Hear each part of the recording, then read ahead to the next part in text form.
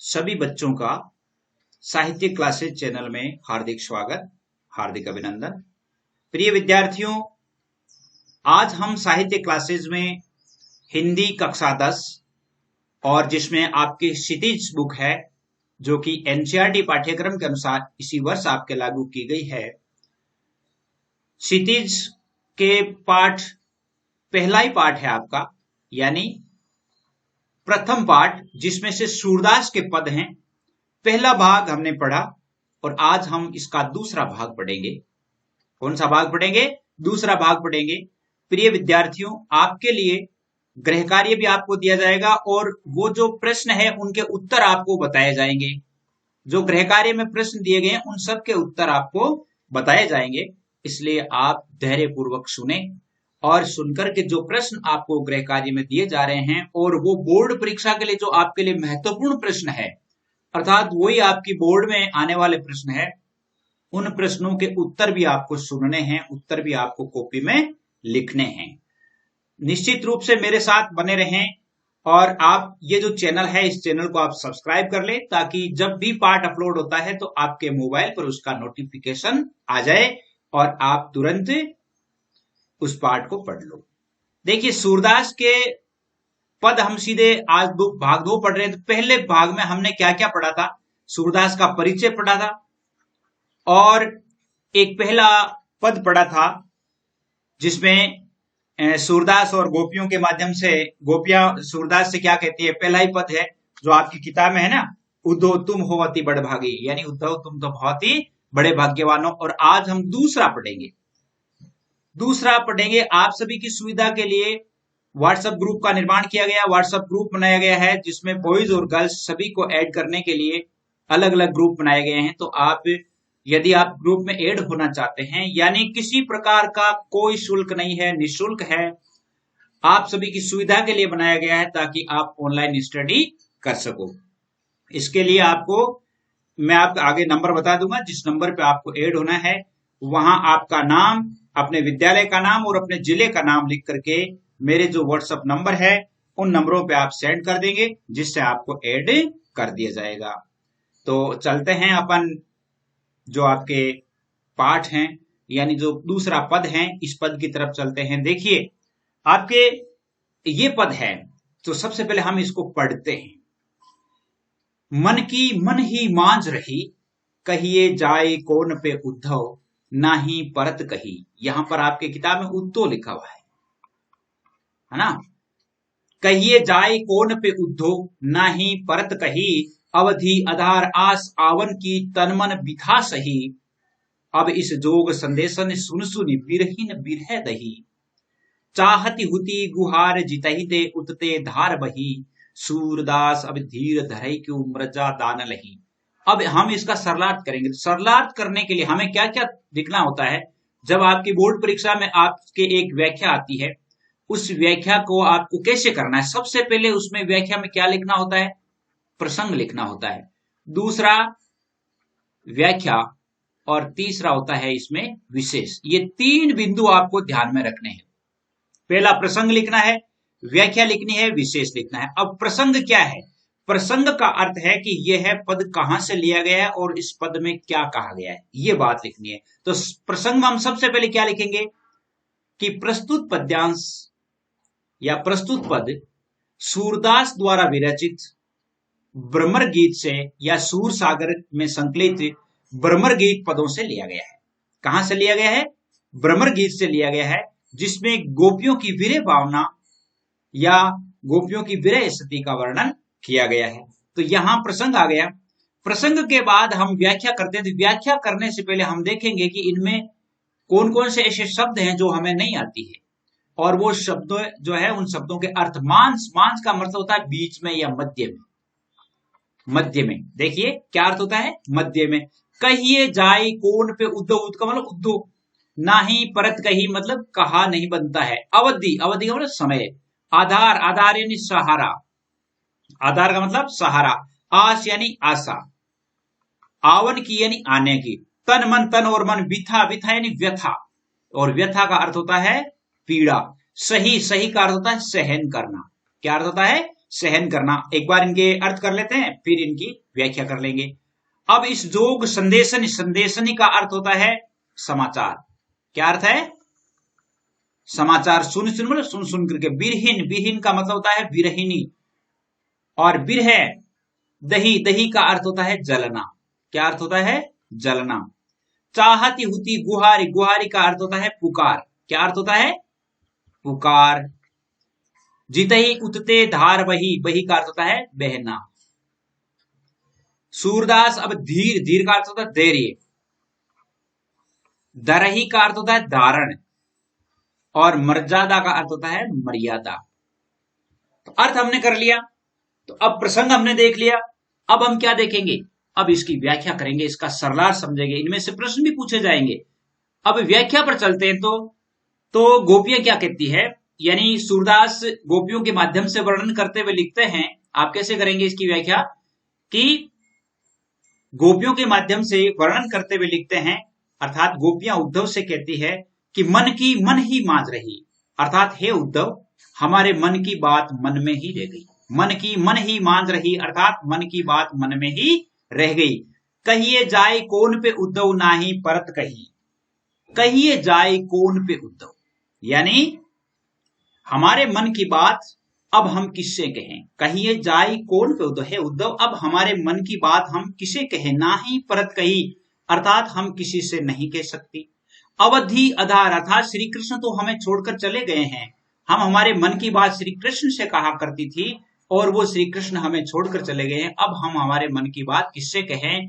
अवधि आधार आस आवन की, इतने दिन तो, अवधि मतलब इतने समय तक तो हमें उनके आने की उम्मीद थी, आस थी, अर्थात श्री कृष्ण के आने की आशा थी।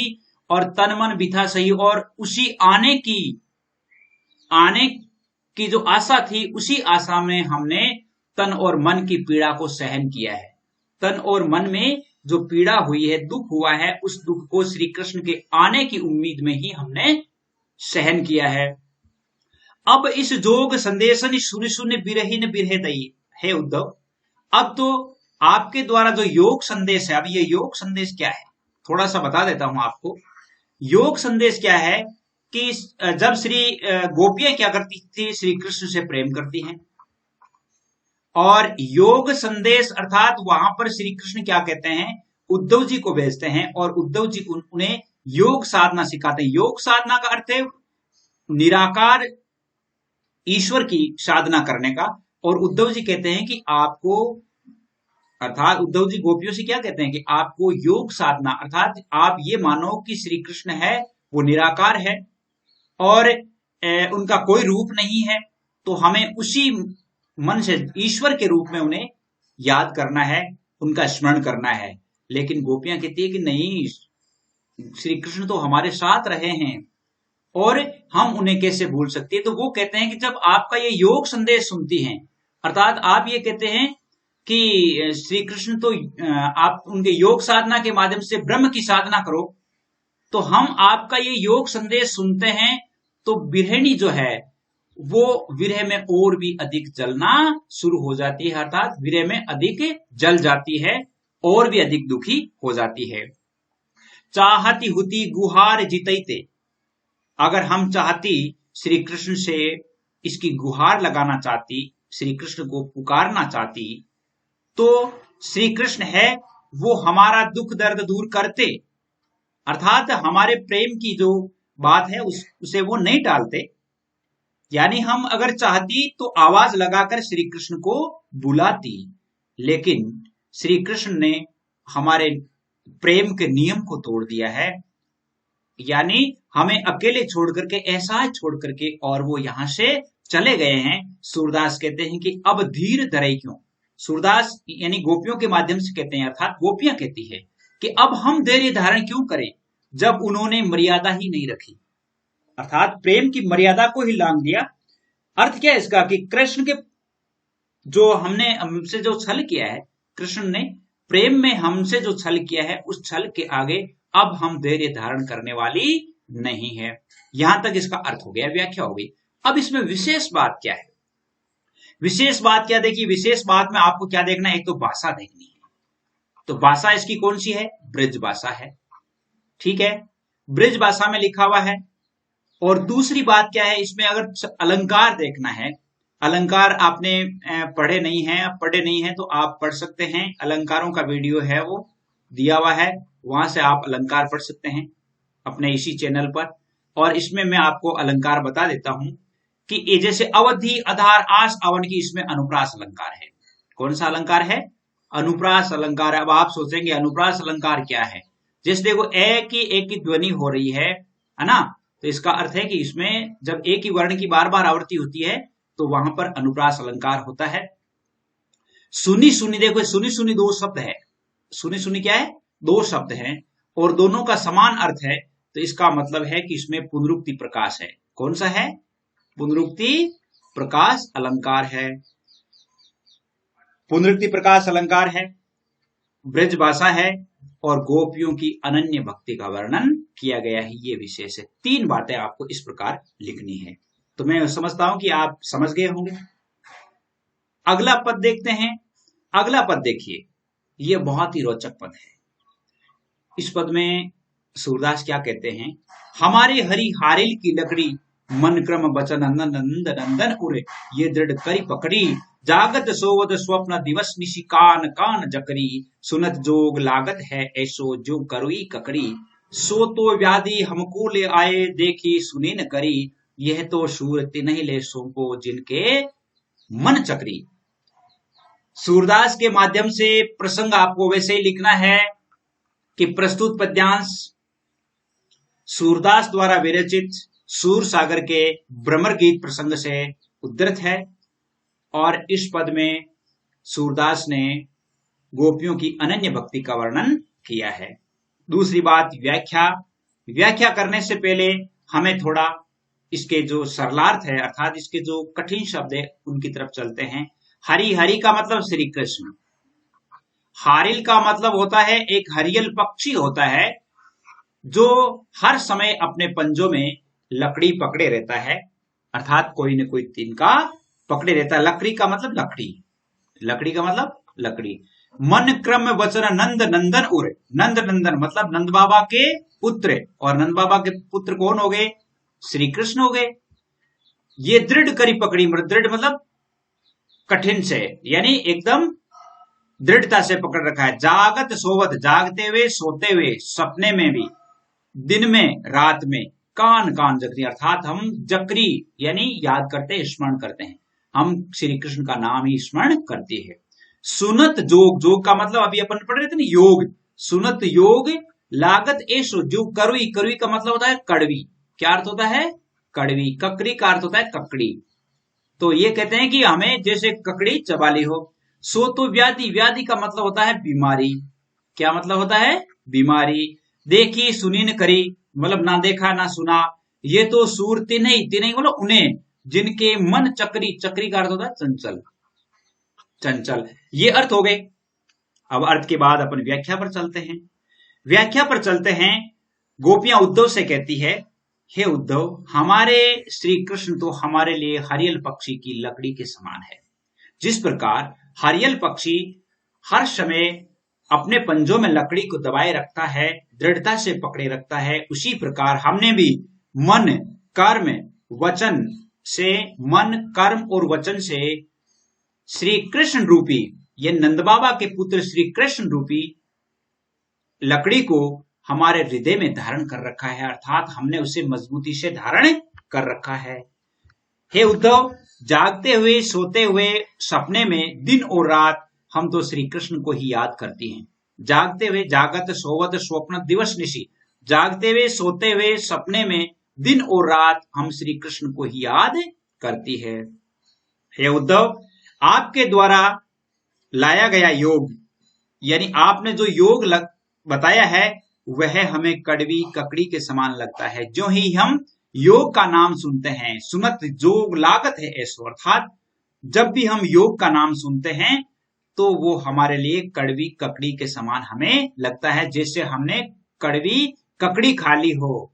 सोई व्याधि हमें ले आए, देखी सुनन करी है उद्धव, और वही बीमारी, अर्थात इस प्रकार की बीमारी आप हमारे लिए लेकर आ गए हैं जो ना तो देखी है ना सुनी है और ना ही कभी उसे भुगता है। सोई व्याधि, व्याधि ये व्याधि यहाँ पर किसको कहा गया है? योग को।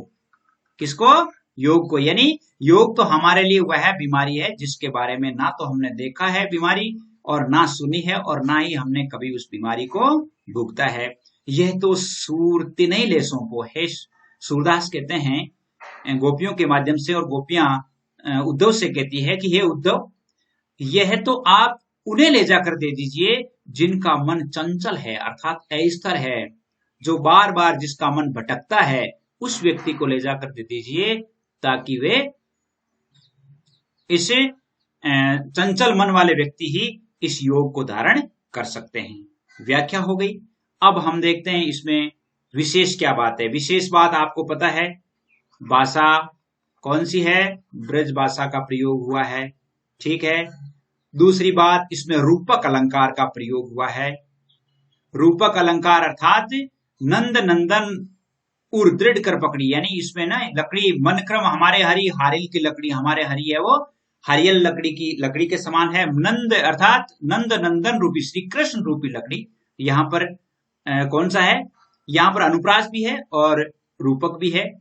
जागत सोवत स्वप्न दिवस निष्कान कान जकरी, देखो कान कान यहाँ पर पुनरुक्ति प्रकाश अलंकार है क्योंकि दो शब्द हैं।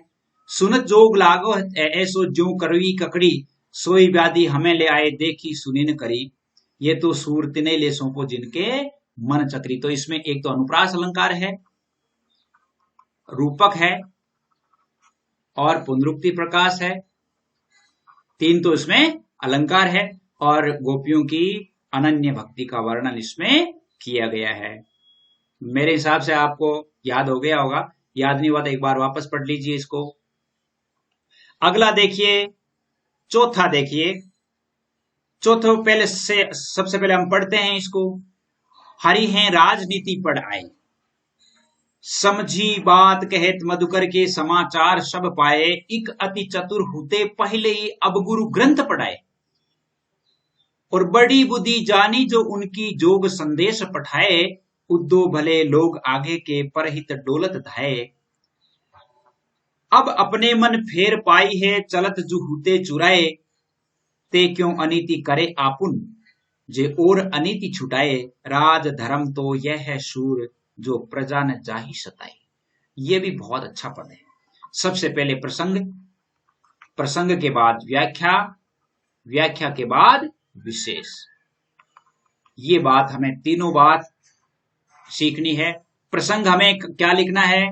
प्रस्तुत पद्यांश या प्रस्तुत पद सूरदास द्वारा विरचित सूर सागर के भ्रमर गीत प्रसंग से उद्धृत है और इसमें गोपियों की तर्कशीलता को अर्थात गोपियों की भक्ति को दर्शाया गया है। व्याख्या क्या करेंगे आप? व्याख्या में आपको सबसे पहले तो इसमें क्या देखना होगा? सरलार्थ के लिए अर्थ देखने होंगे। हरि, हरि का अर्थ है श्री कृष्ण। पढ़ आए, पढ़कर आ गए हैं।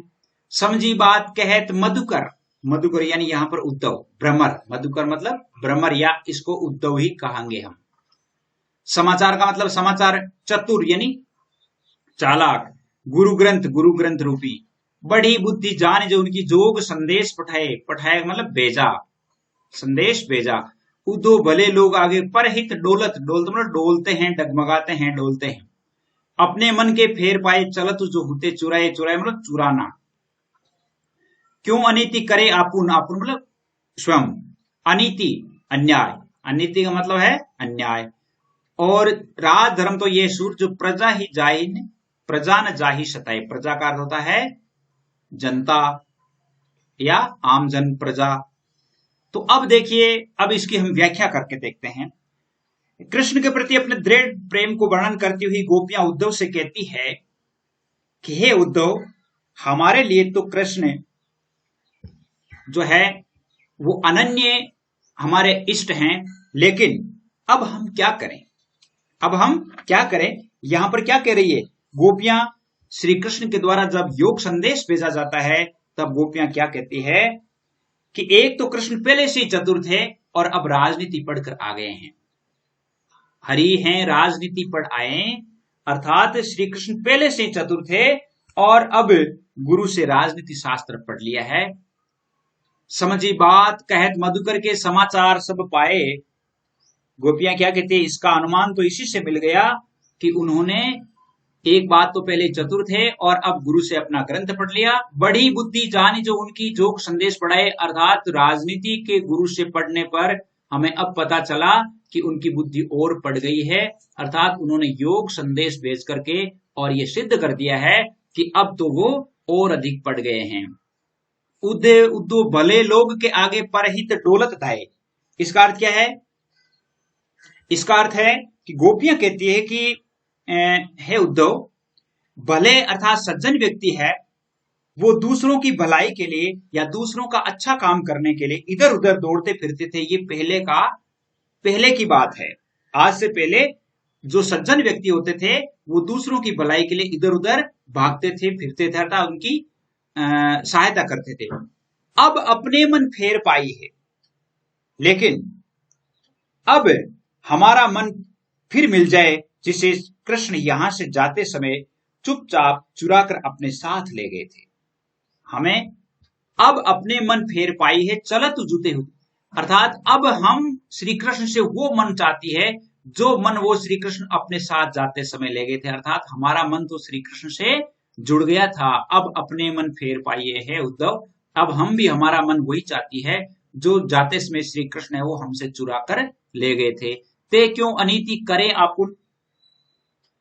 आगे लिखा है कि परंतु कृष्ण जैसे लोगों से ऐसे न्यायपूर्ण कार्य की आशा कैसे की जा सकती है। ते क्यों अनीति करे आपुन, अर्थात श्री कृष्ण जैसे लोगों से न्यायपूर्ण बातें करने की आशा कैसे लगाए जा सकते हैं। अर्थात वो तो हमारी रीति, अर्थात श्री कृष्ण से प्रेम करने की थी और कृष्ण चाहते थे कि हम अपनी इस रीति को त्याग करके और उनसे प्रेम करना छोड़ दें, योग साधना को अपना लें। ये बिल्कुल अन्याय है। और आगे सूरदास कहते हैं कि राजधर्म तो ये होता है, राजा का धर्म तो ये होता है कि वह अपनी प्रजा को नहीं सताए, अर्थात अपनी प्रजा के साथ न्याय करें, यही राजा का धर्म होता है। तो ये क्या हुआ, यानी इसकी व्याख्या हो गई। अब विशेष क्या है इसमें? विशेष वही बात है, इसमें एक तो रूपक अलंकार है। कौन सा है? रूपक अलंकार है। एक तो रूपक अलंकार है और गोपियों की अनन्य भक्ति को दर्शाया गया है, ब्रजभाषा का प्रयोग हुआ है। अब देखिए, थोड़े से आपको प्रश्न बता देता हूं, जो 5 प्रश्न आपको घर पे करने हैं। बाकी प्रश्न अपन फिर करेंगे, लेकिन थोड़े से प्रश्न आपको करने हैं। देखिए, ये प्रश्न है, गोपियों द्वारा उद्धव को भाग्यवान कहने में क्या व्यंग्य निहित है। ये पहले वाले में से है। गोपियां जो है उद्धव को भाग्यवान क्यों कहती है? गोपियां उद्धव को भाग्यवान इसलिए कहती है कि तुम बड़े अभाग्य हो। भाग्यवान के रूप में व्यंग्य क्या है? तुम बड़े अभाग्य हो, श्री कृष्ण के पास रहकर भी उनसे प्रेम नहीं कर पाए। इसमें यह व्यंग्य है। उद्धव के व्यवहार की तुलना किस किस से की गई है? उद्धव के व्यवहार की तुलना किस किस से की गई है? उद्धव के व्यवहार की तुलना देखिए किस किस से की गई है। एक तो जल में रहने वाले कमल के पत्तों से की गई है। कौन से? जल में रहने वाले जो पत्ते होते हैं उनसे की गई है। और तेल से सनी हुई गगरी से, अर्थात तेल से सने हुए बर्तन से की गई है। क्योंकि जिस प्रकार कमल जो है वो जल में रहकर भी नहीं सड़ता है और तेल से सना हुआ बर्तन अपने ऊपर जल की बूंद भी नहीं टिकने देता है, ठीक उसी प्रकार उद्धव को भी उन्होंने कहा है कि तुम भी उन्हीं की तरह हो जो श्री कृष्ण के प्रेम में बंधन में नहीं बंधे हो। अगला प्रश्न देखिए, गोपियों ने किन किन उदाहरणों के माध्यम से उद्धव को उलाहने दिए हैं? कौन कौन से जो उलाहने दिए हैं, कौन कौन से उदाहरण दिए हैं, उन उदाहरणों को देखिए। पहला तो उन्होंने सबसे पहला जो उल्लाहना दिया है वो यह है कि हमारे मन की बात मन में ही रह गई, हम श्री कृष्ण के अतिरिक्त किसी से कोई बात नहीं कह सकती। दूसरी बात कि हम इतने दिन उनके आने की आस में, आने की उम्मीद में जीवित रही थी या ये दुख सुख सहन किया था और अब नहीं करेंगी। तीसरा उन्होंने कहा है कि वे श्री कृष्ण से अपनी रक्षा के लिए गुहार लगाना चाह रही थी, श्री कृष्ण का प्रेम पाना चाह रही थी, लेकिन योग संदेश की धारा ने अर्थात योग संदेश ने उनका मानस अर्थात मन ही बदल दिया और वे चाहकर भी कुछ नहीं कह पाई। तीसरी देखिए, चौथी बात वो कहती है कि वो श्री कृष्ण से अपेक्षा करती थी कि उनके प्रेम की मर्यादा को वो रखेंगे, लेकिन वो भी उन्हें उम्मीद नहीं रही, अर्थात योग संदेश को भेज करके उन्होंने प्रेम की मर्यादा को भी छोड़ दिया था। ये उलाने दिए हैं। आगे चौथा प्रश्न देखिए, उद्धव द्वारा दिए गए योग संदेश ने गोपियों की विराग्नि में घी का काम किया, कैसे? जैसे अग्नि होती है, अग्नि में घी डाला जाता है तो क्या होता है? बढ़ता है। आगे ही गोपियां दुखी थी और दुखी होने के साथ साथ ही उन्हें क्या मिल गया? योग का संदेश और मिल गया। अब वो और अधिक दुखी हो जाती है। तो क्या कैसा काम किया? श्री कृष्ण के मथुरा जाने पर गोपियां ये सोचकर प्रतीक्षा कर रही थी कि श्री कृष्ण कुछ ही दिनों में यहां वापस आ जाएंगे, लेकिन श्री कृष्ण नहीं लौट करके उन्होंने योग संदेश उद्धव के माध्यम से योग संदेश भेज करके उनकी विराग्नि को और बढ़ा दिया था, अर्थात विरह में, दुख में और अधिक दुख पैदा कर दिया था, जिससे गोपियों ने कहा है कि अर्थात ये कहा जा सकता है कि गोपियों की विराग्नि में घी का काम योग संदेश ने किया है। योग संदेश से वो और अधिक दुखी हो गई थी। मर्यादान लही के माध्यम से कौन सी मर्यादा नहीं रहने की बात की जा रही है? मर्यादान लही, मर्यादा का अर्थ होता है मर्यादा। गोपियां क्या कहती है? इसका उत्तर आप कैसे लिखेंगे? इसका उत्तर लिखेंगे कि प्रेम की यही मर्यादा है कि प्रेमी और प्रेमिका दोनों अपनी अपनी ओर से प्रेम को निभाएं, प्रेम को निभाएं और प्रेम की सच्ची भावना को समझें, क्योंकि प्रेम तो दोनों ओर से फलता है। और लेकिन श्री कृष्ण ने प्रेम निभाने की जगह गोपियों के लिए योग संदेश भेज दिया, जो एक छलावा था, और उसी छलावे को गोपियों ने मर्यादा का उल्लंघन करना कहा है। मर्यादा न लही अर्थात मर्यादा का उल्लंघन करना कहा है। देखिए, आपके लिए जो बनाया गया है व्हाट्सएप ग्रुप, वो है 9610208295, इन पर बनाया गया है। और यहाँ पर आप अपने नंबर भेज सकते हैं, अपना नाम भेज सकते हैं, जिसमें आपको ग्रुप में ऐड कर दिया जाएगा। आज के लिए बस इतना ही। ये 500 सवाल आपको अपनी कॉपी में करना है, अच्छी तरह से याद भी करना है। आज के लिए बस इतना ही। जय हिंद, जय भारत।